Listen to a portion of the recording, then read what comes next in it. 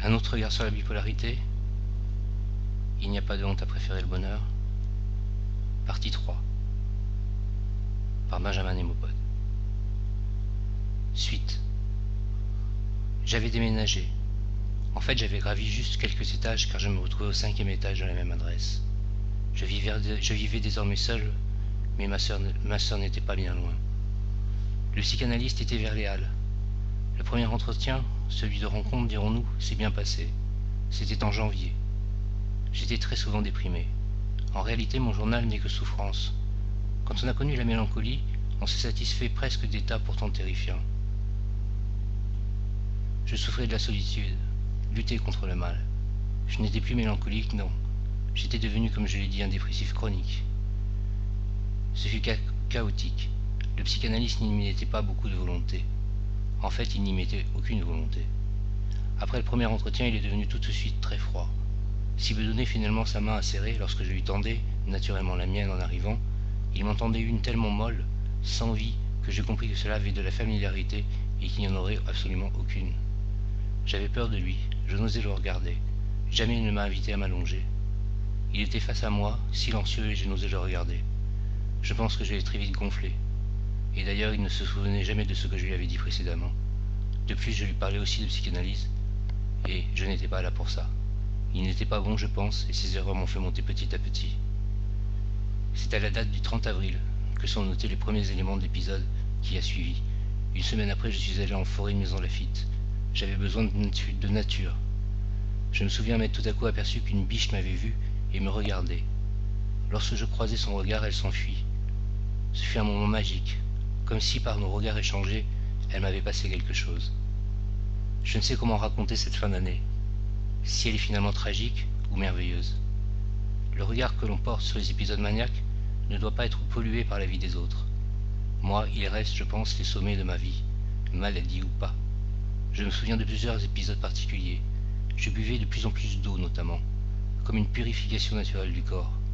Un jour, j'ai eu une expérience, mon premier passage, dirons-nous. Allongé nu sur le lit, les yeux fermés, j'ai senti quelque chose de particulier au niveau du nombril, et celui-ci semblait se désenrouler. J'ai senti alors mon ventre se gonfler, et tendre ainsi le nombril et le défaire, le désenrouler. Mon esprit, lui, semblait aller ailleurs. Je me souviens avoir entendu deux voix en train de se parler. Une scène dans un potager. Deux hommes commentaient ma naissance dans un potager. Je devais être un chou. Ils disaient quelque chose du genre « Ah, le voilà, regardez, c'est Mister Chance !» Comme une naissance symbolique, mais les voix me semblaient tout à fait réelles. Mon corps restait sur le lit, je semblais pourtant conscient d'y être, toujours, mais mon esprit semblait aller ailleurs, semblait voyager.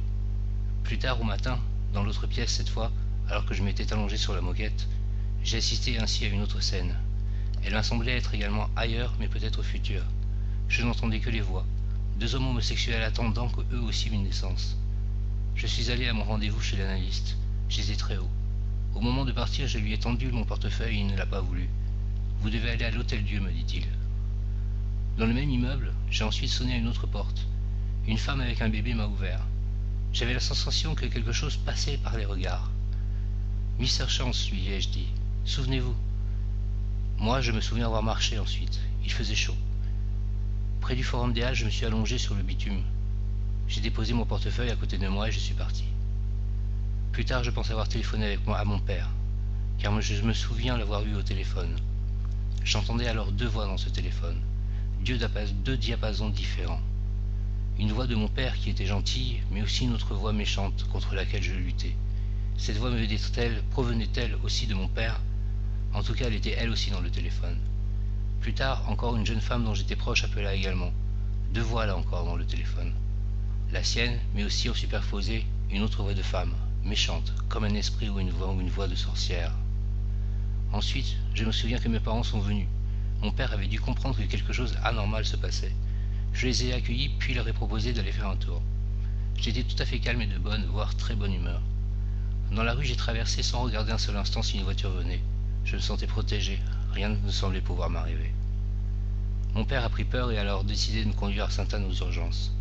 Je me souviens de ne pas savoir où on allait et ne pas apprécier d'être en voiture. Alors qu'il y avait un arrêt de la voiture, j'essayais d'en descendre, mais mon père m'a retenu. Arrivé à Sainte-Anne, Je me demandais bien ce que je faisais là, mais n'avais aucune conscience d'où j'étais.